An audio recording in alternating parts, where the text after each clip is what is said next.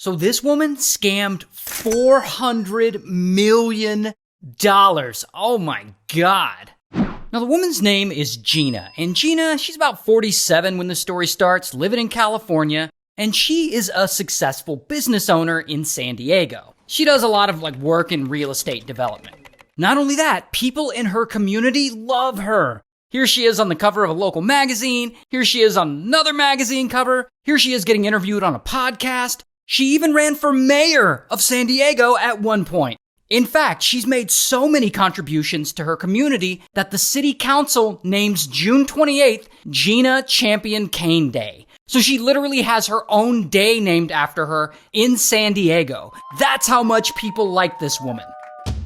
Well, all that's about to change. Because one day in 2011, she decides to expand her business portfolio and she buys a restaurant.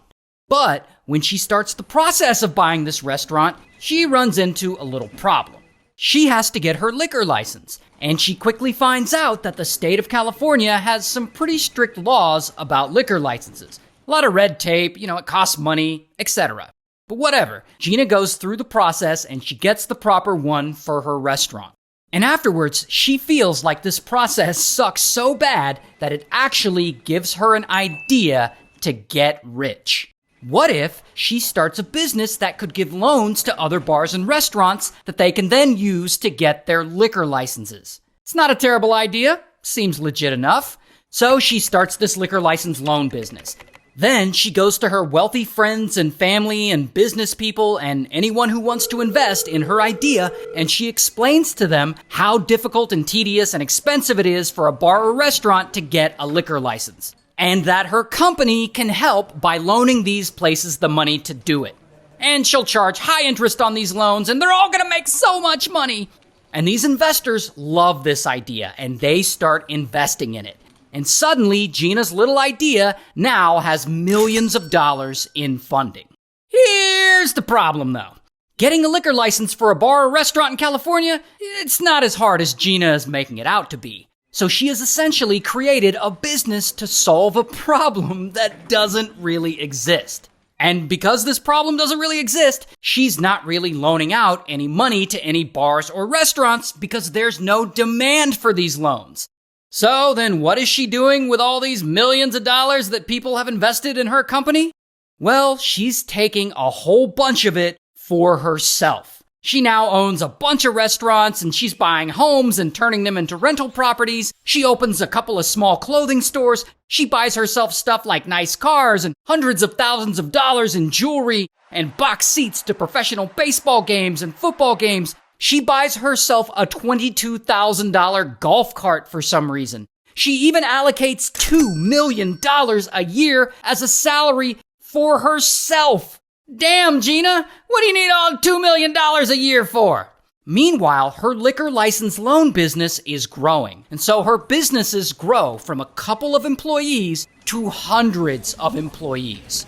And Gina spends a lot of time making all this look legit. Like she'll forge documents and signatures. She'll tell investors and clients that she's working with bars and restaurants that she's not actually working with. She'll create fake email addresses and respond to clients, giving her company a good recommendation like, oh yeah, Gina and her company, they're great.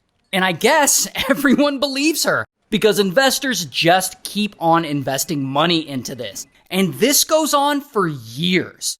And at this point, in total, Gina's business has raised around $400 million from hundreds of investors. $400 million! Oh, but that's not even the worst part. So Gina's liquor license loan business is doing really, really well. But you know what's not doing so well? Her other businesses. The restaurants, the clothing stores, and that kind of stuff. They're all hemorrhaging money. But see, Gina, she's able to keep them afloat by taking the money out of the liquor license loan investment fund and using it for the other businesses. In fact, she takes about $60 million from this fund and puts it into those other businesses. Not only that, but just like any investment business, eventually some of those investors, they're going to want their money back. They want a return on their investment. So Gina starts paying off old investors with new investors' money, which suddenly makes this whole thing one big Ponzi scheme. Oh boy. Regardless, Gina keeps going. There is no stopping her.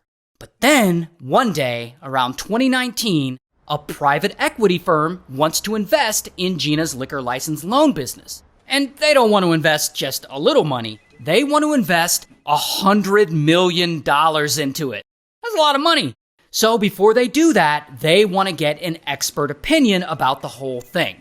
So the private equity firm hires this expert consultant to come and look over the deal and some of the documents for this huge investment. So he's there in their office looking over this deal and some other documents about Gina's business, and he's like, well, this doesn't seem right. And he gets suspicious. And so he literally calls every liquor license lawyer and consultant in the state of California to ask if they are currently using Gina's liquor license loan business, and they all, of course, say no.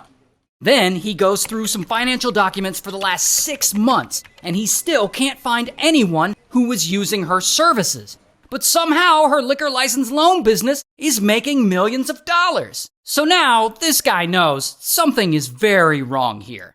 And he lets his clients at the private equity firm know. And they all conclude that Gina is running one big Ponzi scheme. From what they can tell, the 7-ish years that she's been running this liquor license loan business, she hasn't made a single loan to any bar or restaurant. Instead, she's just been taking investors' money and putting it into an account that she controls exclusively. In fact, what Gina is doing, she's actually running the largest woman-run Ponzi scheme in United States history. So at this point, at least one of these guys reports Gina to the SEC, the Securities and Exchange Commission. And that same year, 2019, the Justice Department comes out and publicly accuses her of running this massive Ponzi scheme, and they file a civil lawsuit against her. And Gina, yeah, she knows she's fucked. I mean, there's no way out of this. Then it gets even worse for her, because Gina soon finds out that the FBI is now looking into what she's doing. And this is more than just a lawsuit. She could go to prison for this. So of course, she freaks out, and she orders her employees to start shredding tons and tons of documents and to delete emails. She tells employees in the accounting department to alter accounting records to make it look like she didn't use investor funds to buy shit for herself.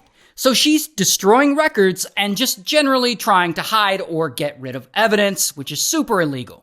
But here's what's really crazy.